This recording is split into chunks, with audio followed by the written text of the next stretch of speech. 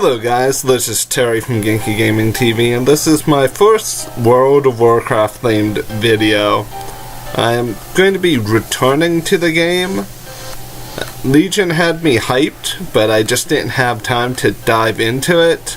But this video is going to be speculation for Battle for Azeroth. The music in the background is a tropical progressive house mix done by my friend Lucas Diamond. His link will be down below. But enough introductions out of the way. What does Battle for Azeroth truly mean?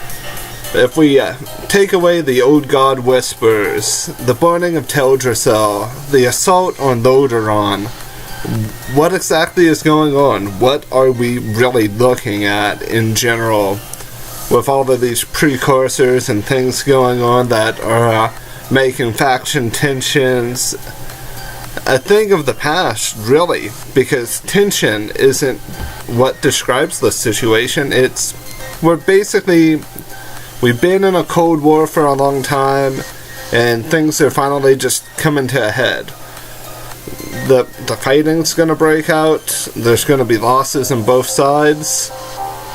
I mean, we already lost Vol'jin and Legion, one of the only level-headed leaders the Horde had. So let's dive in. We're first just going to talk about things a little bit in general. Zandalar, Koteris, what really do they mean? Separate leveling zones that the opposite faction can visit at level cap? But what will they really have to do there other than heroics and mythics, world bosses? What I'm thinking is we're going to have a lot of different neutral reputation factions. I think the little fox people, the Velparis, or however you say their name, I don't have it in front of me. All I know is they're little desert facts guys, and they're going to be neutral, it seems. I think they'll be a faction. I think most likely we're going to see Hemet again, because the man never misses the opportunity to hunt stuff and eradicate species in a good way. I think Hemet is going to be on both continents, and it's going to be him and his son. His son's going to be on one continent or one island chain, and Hemet's going to be on the other, and we're going to be hunting all different kinds of monsters. Which brings me to Hearthstone and how it interacts within the lore of everything. In Hearthstone, we were introduced to a new race of turtle-like creatures in Journey to Ungoro, the Tortolans. I can see them being a neutral faction if Blizzard decides to handle them like that and have them be in the game. It would be a really unwise situation for them to not add them. This is probably their best chance of getting into the World of Warcraft, the MMO side of things, unless the recreation protocol is activated and we get a reset of Azeroth. And with this little sidestep here into Tortolans and Journey to Ungoro. Journey to Ungoro brought us a lot of great ideas for creatures that would make excellent world bosses and excellent pets for hunters, like the Bitterhide Hydra. That could be a Hydra skin in the game. The long necks, or the Brontosauruses, they could be a hunter pet. They're most likely going to be a mount. The Stegodons, hopefully they'll be in the game. And if they're light infused, that's probably going to be the Zandalari Paladin's mount. Maybe, unless they're going to make some light fused or light forged voodoo Loa Raptors. But what I'm getting to here, world boss wise, we can have something like Queen Carnassa, Barnabas the Stomper, the Galvadon even, at least for the dinosaur side of things. But for the Koteris side of things, they've already set themselves up with some brilliant ideas. Sea witches, those necromancer-looking guys, the creatures that kind of look like wickers, like the corrupted ants, some sea creatures as well. Like, I saw something that looked kind of like a corrupted walrus creature. There's that, and the Zandalari side of things has blood trolls, undead dinosaurs, like all sorts of different world boss things. But we're going to bounce now from world bosses back to the story and the impact here. What does Zandalari gain from the Horde? Really nothing. The Zandalari are merely just using the Horde to clear out the blood trolls, if you really think about it. King Rastakhan, Princess Talanji, they're merely just using the Horde and aligning with them to solve their own issue. But, Sylvanas is a strategist. So, I'm thinking there may be a political marriage between Rokan and Princess Talanji. Rokan was the main troll guy in Warlords of Draenor. He didn't really do much since then other than just show up in Legion and just be around in that type of a situation. Not nearly as active as what Vol'jin was. But what if Rokan becomes the troll racial leader? And what if this political marriage and everything pushes the Darkspear to gain some new champions? Because as of right now, there's not a lot of lore heroes for the Darkspear clan in general, or Darkspear faction of the trolls. What I would like from Battle of Azeroth is to expand on the Darkspear story, expand on the impact of Loas, and just basically build this relationship between them and the Zandalari. Build it up to the point where it's not just assimilation, it's joining forces in the truest way. And I think King Rastakhan is going to be basically building extra ships for the Horde. I think that's going to be part of the deal, and sending the Horde some new soldiers, and like really building that relationship up to the point where it's going to be a true united front, kind of like the Zandalari and the Mogu originally were during the Pandaren War. Or was that the Pandaren Civil War? But nevertheless. And I think we will see a cutscene or something between Rastakhan and a Pandaren. Sorry for pronunciation, guys, by the way. I am a little rusty on my WoW-related lore and stuff. So name pronunciations are probably going to be butchered. Please don't be annoyed by that. I am diving back into the game after what seems like a 5 to 4 year break due to work and college and stuff. Just want to point that out real quick. And both Zandalari or Zandalar and Kotaris is really broken up into 3 separate zones with a multitude of sub-biomes. This is going to be good for building up the intensity of the story. I hope on each of these islands they have the opposite faction, like some sort of mini invasion, like maybe a Zandalari ship shows up off the coast of Kotaris, and it's like a world boss situation where you basically have to protect the town and sink the ship, and you get some credible loot for it. Nothing truly stunning, but something that's on par that could potentially qualify you for raiding. And as for Sylvanas herself, she's going to play a pivotal role in this entire situation, herself and Nothanos. what I see Sylvanas doing is just sneaking around the shadows. Even though she's Ward Chief, she's still the Banshee Queen. And if I know Sylvanas, she's going to be aiming for some of that lower power. Maybe even the lower of Death's power. Because the Desolate Council is trying to turn Undercity against her. What if she can use this lower power to change the situation entirely? I mean, she could even be working with Zul, who's apparently going to be the Zandalari bad guy of this entire situation. He's the Blood Troll cult leader, from what I'm hearing and reading. And Nathanos is going to be Sylvanas' lapdog, basically. He's followed her everywhere. He's going to continue following her. We're most likely going to see some sort of a push for the Dark Ranger class in general, because Sylvanas kind of has some audio lines already in the game and already in patch 7.3.5, where she references the Dark Rangers. Nathanos does the same, and we see the Dark Rangers in the trailer.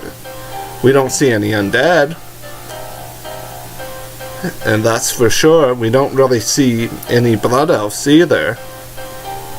We mainly see Sylvanas, we see Orcs, Trolls, and Tauren. Alliance side, we do see Dwarfs, Draenei, Human, and I think Gnomes. Been a while since I've seen the trailer. And as a general thought here for the Alliance side of things, Anduin is going to be really grasping at straws. He's going to be reaching out to his childhood friend Jaina Proudmoore, who may or may not be a Dreadlord. Kind of had to make that reference, even though it's probably already been tinfoil hatted, up in flames, and probably already been dissolved by a BlizzCon interview. It's not Jaina that I think is evil. It's her mother. I think Catherine or Cataline, or however you say her name, that she may be communing with the Void. She may have set up some of these issues that are occurring on Kiltaurus, and may not have said anything at all about it. May not have batted her eyes. And there are really a lot of discrepancies in the ranks of Kiltaurus in general. There are supposed to be 4 leading houses, one's not active, the trade route to another is blocked by these wicker-like creatures. The Alliance has their hands full, to say the least. I think a lot of the questing for the Alliance side of things is going to be an uphill battle. I don't think the people of Kiltaurus are going to accept them as readily as the Zandalari are going to accept the Horde. I feel like a lot of what the Alliance players are going to be doing is trying to gain trust with these new humans, these former Gilneans. I mean, I can see these people having all sorts of issues with the Worgans being around, but then not caring after pirate assaults.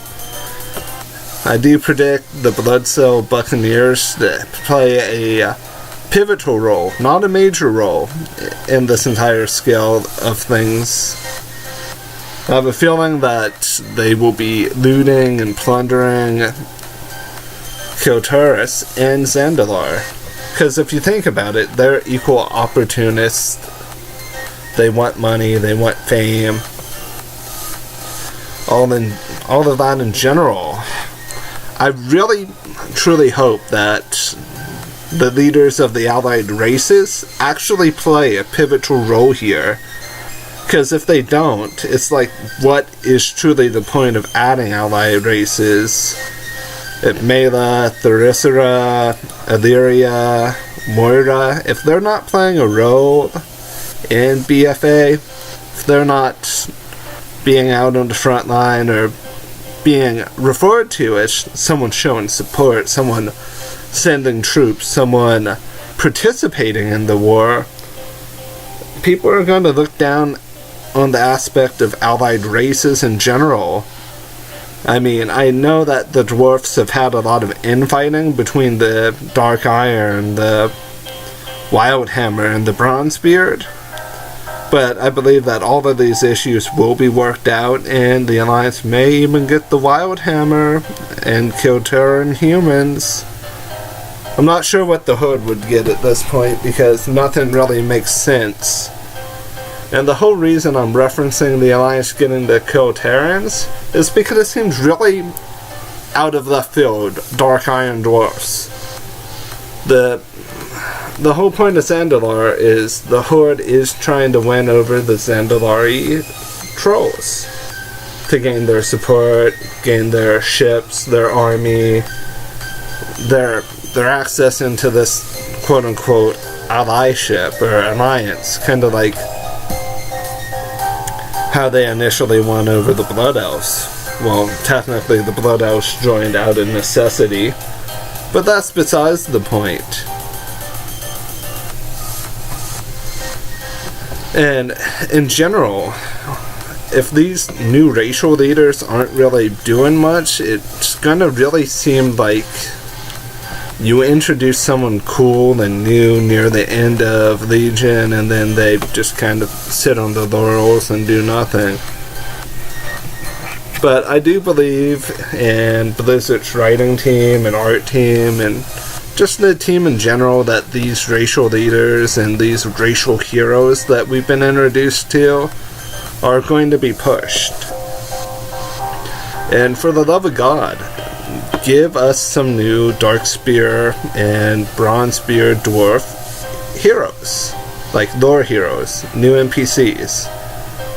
And I'm going to point something out that no one else has pointed out. With Magni being a diamond, it seems like the Alliance may have gotten another new sub-race that they didn't even think about. Diamond Dwarfs. Just think about it. Azeroth is changing. The entire continent is being, well, the entire world in and of itself is being manipulated by the old gods, the void, the light, even the titans. And with referencing the titans, they're not really imprisoned, I can tell you that. And the whole situation where Maeve was Illidan's jailer, and Illidan is now Sargeras' jailer, it makes me think Sargeras might not be a bad guy. What if Sargeras was just merely trying to prevent the Void and the Light from winning Azeroth by using Feld energy to make her neutral? Like, neutralize both the good and the evil, so neither of them gain control, so the world can be pure and of its own design. But then, Amin-Thul, the Titan Forged, had to go and change his plan, just in general, because I have a feeling Sargeras knows more about the situation, but just can't alleviate. Because Sargeras is actually blocking those memories.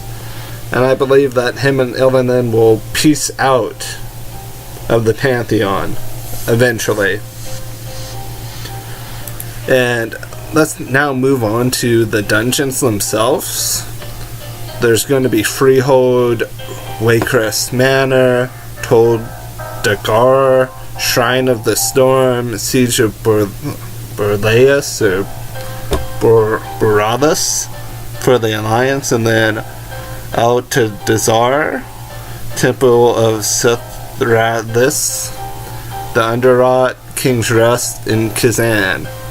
Kazan brings up a major point here in my mind, and that is Gallywix is selling Azerite right under the Hood's nose. How did the goblins and trolls of Kazan learn about Azerite?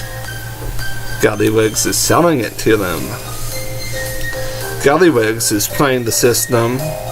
He even gets a new model, which means he is going to do something significant. Bane got a new model too. They're both going to be in the forefront here. Maybe we can get new heroes on the Goblin and the Tauren side of things. I'm just hoping for a more expanded lore universe. We also have the Titan Construct Facility raid which will most likely have Zool in it, because I figure they'll want to end that storyline unless Zool is going to be the final boss of the expansion. And we also have Asherat, who is the Naga Empress, or Naga Queen, or whatever you want to call her, and we may or may not, in fact, fight N'Zoth. If you guys truly think about everything going on, Blizzard may stall N'Zoth out. We might fight another one of N'Zoth's generals, and then fight N'Zoth in the Shadowlands or something. Because if they're trying to make the Old Gods be their own separate expansion, they're going to hold off on N'Zoth. We may even fight ourselves. Or there may be Alliance and Horde specific final raids where you fight either Illyria or Sylvanas, or there may even be a scenario where you fight a vision of N'Zoth. I almost said of Yogg-Saron. I have Serenite on the brain, guys. But if we do end up fighting N'Zoth, it will prove that the Void Lords may just be around the corner. And if we do fight N'Zoth, there's two big things that could happen. We could see the Windrunner sisters die, trying to protect each other and their own factions. Just think about it. Sylvanas dying, Illyria dying. And I always forget the third one's name, I think Varysera. But with that in mind, Nathanos would technically be the leader of the undead, and we could see a rise of undead paladins at that point. And guys, this is all purely speculation based loosely off of what we've been provided. But this surely beats all of the Old God speculation that has been going on in most videos. The whole visions and whispers of the Old Gods. This really just gives us a proper scale of the expansion from a different perspective, because I'm not a lore buff like Pyromancer.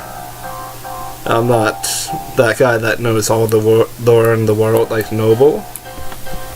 So we're trying to basically look at things from a different perspective. And I think Khazan is going to be really insane. We're going back to Khazan here for just one moment, and then we're going to end on Azerite and the Heart of Azeroth and what I think could trigger the end or the remaking. Khazan could lead us to maybe going to Undermine, which is where the Goblin Trade Princes are. The only reason I'm saying that is because of how goblins truly act, at least our goblin lore racial leader, Gallywix. I have a feeling that he's selling to the other trade princes, and then the other trade princes showed the Azerite to the goblins and trolls of Khazan, and then they started drilling. The drilling caused issues, and now everything's spiraling out of control. I have a feeling that Azerite in and of itself is going to be really important, to the point where if you're not farming it and not improving the Heart of Azeroth, you're not going to be able to raid, you're not going to be competent, you're not going to be doing the deeps you need to do, or the heals, or the TPS. You're going to be at the point where you're more Azerite dependent than what you are artifact power dependent. Because I feel like Azerite is going to be applied to different armor, different things, and of course to the Heart of Azeroth in and of itself. And this draining of the blood is going to cause a trickle effect across the world. Because if this Azerite truly is what Magni thinks is the blood of our planet, we're in for something that's going to be on a cataclysm size of a world change. I'm not talking about small quakes, tremors, small waves. I'm talking about a planet-changing event. that may even be scarier than the old gods, that may even be more pivotal than the Void. Can you imagine Orgrimmar underwater or Stormwind flooded? Can you imagine Thunderbluff being just completely destroyed by a quake? Or by a horrible natural event?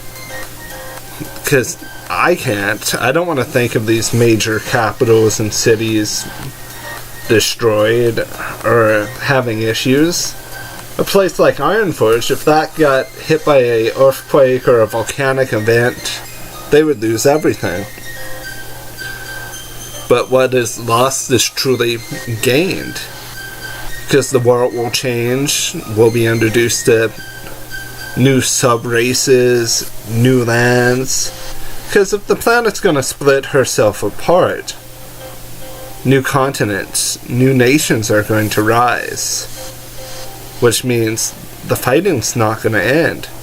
The old gods are still going to be manipulating us even into the next expansion. We're still going to be fighting with ourselves. Because yeah, we see N'Zoth as a threat, but I don't think we'll see him as a threat soon enough to really deal with it. It's going to be a whole last minute scenario like Garrosh getting the heart of Yashara, or however you say it, of the Shah basically, and becoming Shah corrupted. I want to thank you guys for watching. I do appreciate the support, the likes, the comments, and yet again, this is all purely speculation. So take everything I say with a grain of salt. I really wanted to dig deeper into it. But until PTR updates and until lore is expanded more, until we get a real reference of what's going on, we really just have trickles of speculation to go off of. And there's only so many whispers, so many direct references to N'Zoth, Yogg-Saron, Cthulhu, that we can really take in and absorb. And after a point, all of the old god, Void Lord talk gets a little old, so talking about the fight itself makes things more interesting. So, thank you guys for all of your support. You have yourselves a nice morning, afternoon, or evening. I am out. Bye, guys.